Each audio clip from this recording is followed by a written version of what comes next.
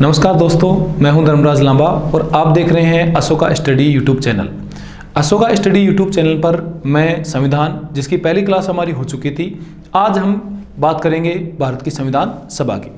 लेकिन दोस्तों, हमारे सभी प्रकार के वीडियो देखने के लिए अशोका स्टडी चैनल को सब्सक्राइब करें, ज़्यादा से ज़्यादा शेयर करें और बेल आइकन को ज़रूर दबा दें ताकि आने वाले जो वीडियो हैं उनका नोटिफिकेशन आपको शीघ्र मिल सके।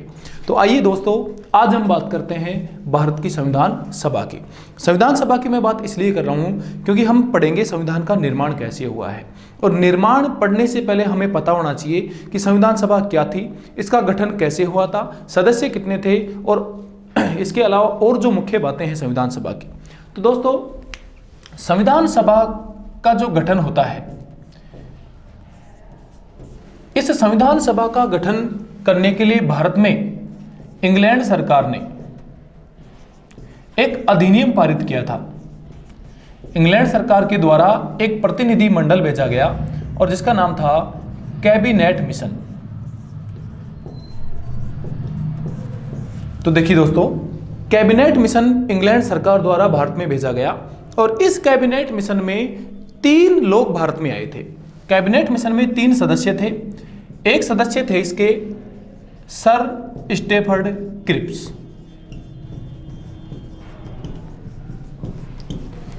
दूसरे जो सदस्य थे इसके वो थे सर पैट्रिक लॉरेंस,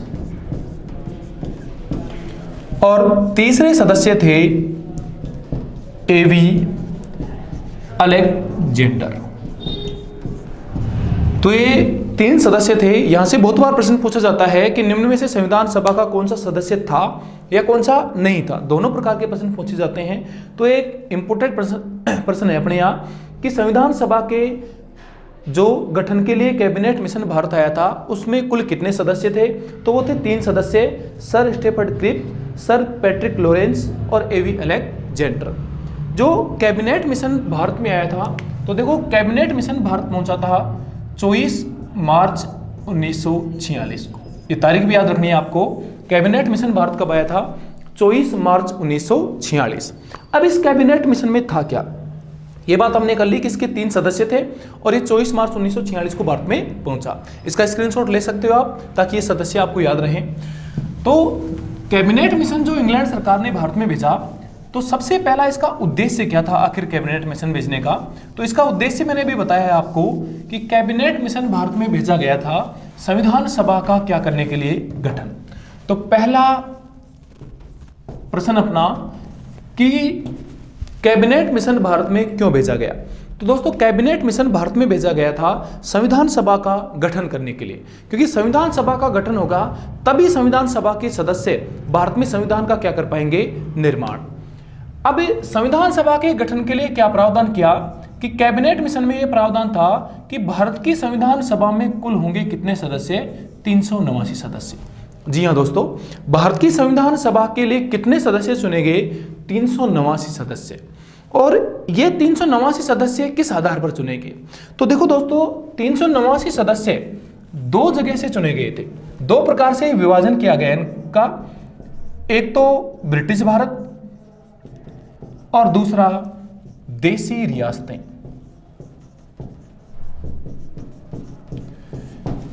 यानी कि उस समय जो भारत था तो ये 2 प्रकार से बटा हुआ था। एक भारत वो जहां का शासन चला रहे थे राजा महाराजा, वहां होती थी देसी रियासतें। जैसे हम राजस्थान की बात करें तो राजस्थान में जैसे जयपुर रियासत थी, जोधपुर रियासत थी, उदयपुर रियासत थी। तो और कुछ भारत ऐसा था जहां का शासन राजा महाराजा ने चलाकर प्रत्यक्ष रूप से वो अंग्रेजों के अधीन था, जिसे कहते थे ब्रिटिश भारत। तो संविधान सभा के जो 389 सदस्य थे ये पूरे टोटल भारत के लिए थे। फिर इनको 2 भागों में डिवाइड कर दिया गया। ब्रिटिश भारत से सदस्य होंगे 296, यानी कि ब्रिटिश भारत से कुल कितने सदस्यों का प्रावधान किया गया? 296। और देशी रियासतों से प्रावधान किया गया कुल 93 सदस्य। यानी कि प्रश्न यहां से यह भी पूछा जाता है कि ब्रिटिश भारत से संविधान सभा में कुल सदस्य कितने थे, तो उसका आंसर देना है 296 सदस्य। और यदि पूछा जाए कि देशी रियासतों से कितने सदस्य थे, तो उसका आंसर देना है 93 सदस्य। अब देखो दोस्तों, ब्रिटिश भारत जो था उस ब्रिटिश भारत के सदस्यों को भी पुनः 2 भागों में दिया गया। इसमें से एक तो वो जो ब्रिटिश प्रांत या ब्रिटिश राज्य थे, यानी कि ब्रिटिश प्रांतों से कुल सदस्यों का प्रावधान था 292, यानी कि टोटल ब्रिटिश भारत से 296 है, उनमें से ब्रिटिश प्रांतों से कितने सदस्य होंगे? 292। और एक होंगे कहां से? चीफ कमिश्नर क्षेत्र। चीफ कमिश्नर क्षेत्र का मतलब आप समझ सकते हो जैसे वर्तमान में केंद्र शासित प्रदेश, उसी प्रकार उस समय कहा जाता था इनको चीफ कमिश्नर क्षेत्र। और उस समय भारत में टोटल 4 चीफ कमिश्नर क्षेत्र थे। नाम भी उनके मैं बता देता हूं आपको। एक था दिल्ली, एक राजस्थान में था अजमेर मेरवाड़ा, एक कर्नाटक में था जिसका नाम था कुर्ग पड़ता था जो वर्तमान में कर्नाटक है, और चौथा चीफ कमिश्नर क्षेत्र था बलूचिस्तान। तो दोस्तों कुल चीफ कमिश्नर क्षेत्र उस समय भारत में कितने थे? 4, दिल्ली, अजमेर मेरवाड़ा, कुर्ग कर्नाटक और बलूचिस्तान जो वर्तमान में पाकिस्तान में है, ये भारत का हिस्सा नहीं है। तो प्रत्येक चीफ कमिश्नर क्षेत्र से संविधान सभा में एक सदस्य लिया गया। तो यहां से टोटल कितने हो गए दोस्तों? 4। अब 292 कहां से थे? प्रांतों से, यानी कि टोटल कितनी हो गई? 296। यानी कि ब्रिटिश भारत से जो 296 हैं उनको 2 पार्टों में डिवाइड किया गया। ब्रिटिश प्रांतों से 292 सदस्य आएंगे और चीफ कमिश्नर क्षेत्रों से 4 आएंगे। बच गए 93 सदस्य, ये कहां से आएंगे? देशी रियासतों से। अब पुनः यहां से एक बहुत ही इंपॉर्टेंट प्रश्न अलग अलग परीक्षाओं में पूछा जाता है और पूछा गया है कि संविधान सभा के सदस्य निर्वाचित थे या मनोनीत थे। यह एक महत्वपूर्ण प्रश्न है जिसके बारे में मैं बता दूं आपको। तो संविधान सभा के सदस्य दोस्तों निर्वाचित भी थे प्लस मनोनीत भी थे, यानी कि न तो संविधान सभा के सभी सदस्य निर्वाचित थे और न सभी सदस्य मनोनीत थे। संविधान सभा के कुल सदस्य जो कुछ सदस्य थे वो निर्वाचित थे और कुछ सदस्य मनोनीत थे। अब निर्वाचित कितने थे, कहां से थे, और मनोनीत कितने थे, कहां से थे? आइए इसकी चर्चा करते हैं। तो जो ब्रिटिश भारत से 296 सदस्य थे दोस्तों, ये सदस्य थे निर्वाचित। तो आपसे यदि ये प्रश्न भी पूछा जाए कि संविधान सभा में कुल निर्वाचित सदस्यों की संख्या कितनी थी, तो उसका आंसर कितना आएगा? 296। देशी रियासतों से जो सदस्य आए थे 93, वो निर्वाचित नहीं थे, ये क्या होंगे? मनोनीत। इस प्रकार दोस्तों संविधान सभा में मनोनीत और निर्वाचित दोनों प्रकार के सदस्यों का प्रावधान था। ब्रिटिश भारत से निर्वाचित सदस्य होंगे और देशी रियासतों से क्या होंगे? मनोनीत। ये तो वर्गीकरण किया गया कि कैबिनेट मिशन में भारत की संविधान सभा में कितने सदस्यों का प्रावधान था और कहां से कितने सदस्य आएंगे। यहां से कई प्रकार के प्रश्न पूछे जाते हैं दोस्तों।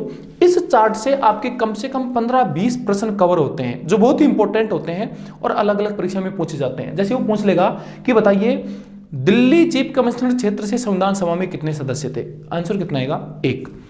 कुल चीफ कमिश्नर क्षेत्र कितने थे? 4, और टोटल सदस्य भी 4। वो पूछ सकता है कि संविधान सभा में निर्वाचित सदस्यों की संख्या बताइए, तो कितनी थी? 296। वो पूछ सकता है कि संविधान सभा में कितने सदस्य मनोनीत सदस्य थे, तो जो देशी रियासतों से थे वो क्या थे? मनोनीत। आइए दोस्तों आगे बात करते हैं अब कि ये तो प्रावधान कर दिया संविधान सभा के सदस्यों का, अब इनका निर्वाचन कैसे हुआ या चुने कैसे गए। तो संविधान सभा के जो सदस्य थे उनका प्रावधान किया गया कि 10 लाख की जनसंख्या पर संविधान सभा में एक सदस्य होगा। यह प्रश्न भी बहुत बार पूछा जाता है कि संविधान सभा में जो सदस्य थे वो किसके आधार पर निर्धारित किए गए थे? जनसंख्या के आधार पर। और 10 लाख की जनसंख्या पर कितने सदस्यों का प्रावधान था संविधान सभा में? एक सदस्य का प्रावधान किया गया था। अब इन संविधान सभा के सदस्यों को चुनेगा कौन, ये अगला प्रश्न। अभी राजस्थान RAS का जो एग्जाम हुआ था उसमें यहां से प्रश्न पूछा गया था संविधान सभा के सदस्यों के निर्वाचन से संबंधित। तो आइए उसकी बात करते हैं। अब निर्वाचन का मतलब कितने निर्वाचित होंगे? 296। ये सदस्य मनोनीत होंगे, इनका निर्वाचन नहीं हुआ था। तो संविधान सभा के सदस्यों को जो निर्वाचित किया गया तो इनका निर्वाचन हुआ, जैसे आपने राष्ट्रपति चुनाव के बारे में सुना होगा। राष्ट्रपति का निर्वाचन होता है भारत में, एक प्रक्रिया होती है आनुपातिक प्रतिनिधित्व, और इस आनुपातिक प्रतिनिधित्व के तहत जो प्रक्रिया थी वो थी एकल संक्रमणीय मत प्रणाली।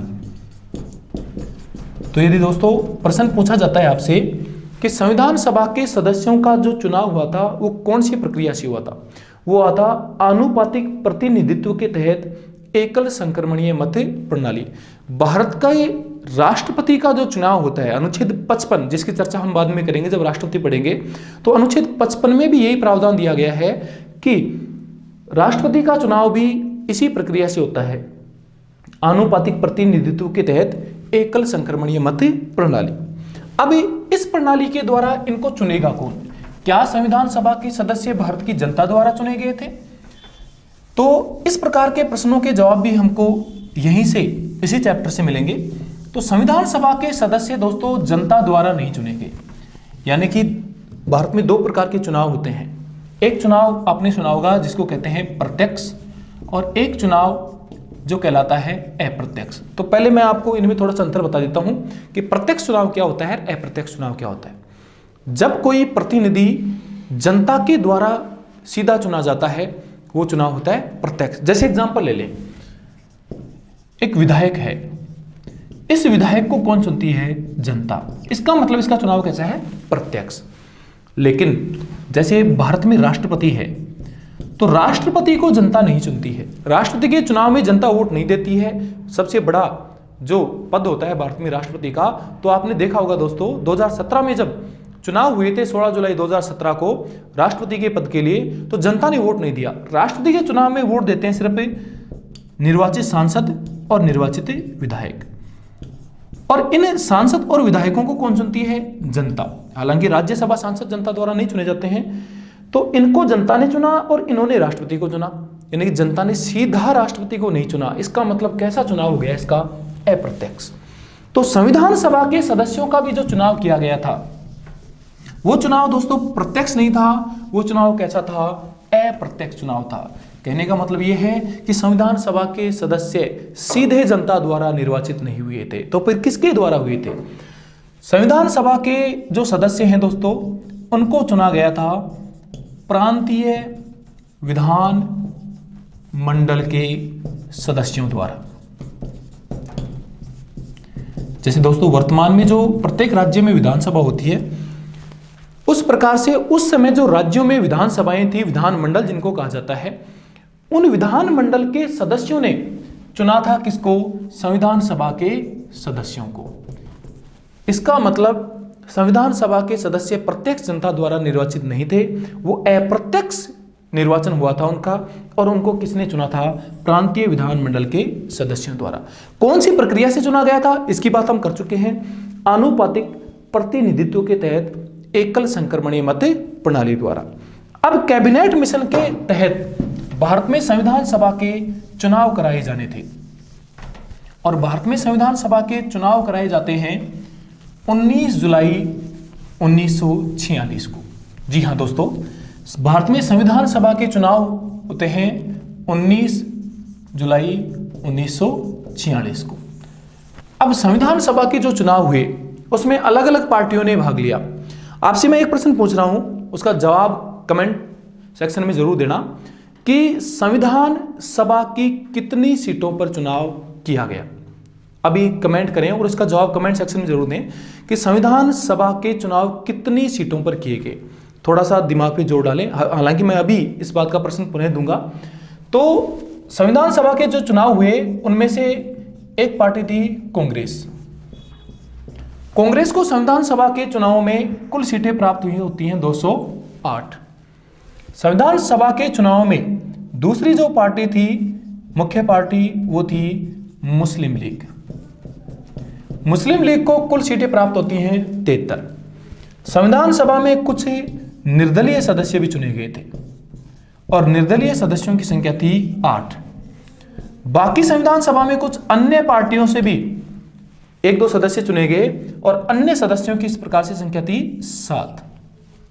यदि दोस्तों मैं इन सबका टोटल कर दूं तो वो आता है 296। अभी मैंने आपसे एक प्रश्न पूछा था कि संविधान सभा की कितनी सीटों पर चुनाव कराए गए थे, तो संविधान सभा की 296 सीटों पर चुनाव कराए गए थे।